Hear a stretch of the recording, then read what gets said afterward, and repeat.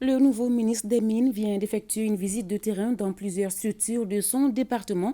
Les conditions de travail des agents et leurs préoccupations du moment sont les principales motivations de cette visite. Batraouri. Qui veut aller loin ménage sa monture, dit l'adage. Le ministre des Mines fait sienne cette assertion en se rendant dans plusieurs structures de son département quelques jours seulement après sa prise de fonction. Une visite qui se déroule en deux étapes.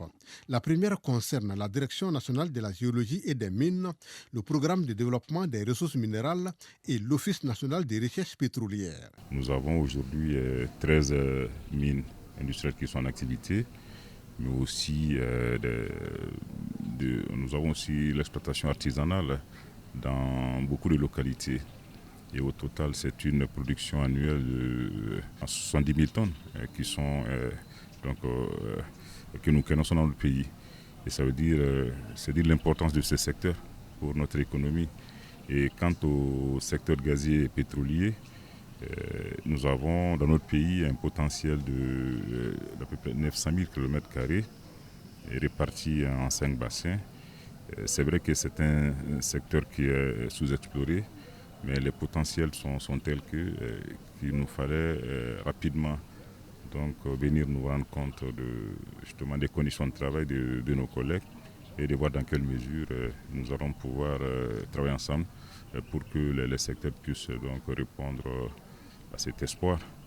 Pour la deuxième étape, le professeur Amadou Keita s'est rendu successivement à la Chambre des mines, à la cellule de planification et de statistiques du secteur des mines, à la cellule d'appui à la décentralisation du ministère des Mines et à l'initiative pour la transparence dans les industries extractives.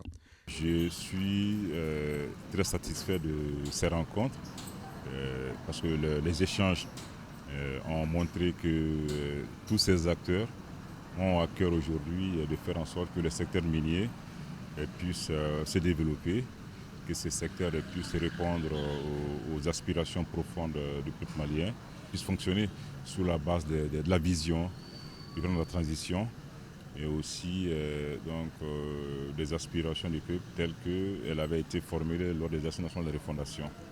Partout où il est passé, le ministre des Mines a échangé avec la direction et les travailleurs afin de recenser leurs difficultés et préoccupations, ce qui pose les jalons d'une franche collaboration entre le ministre des Mines et les travailleurs de son département.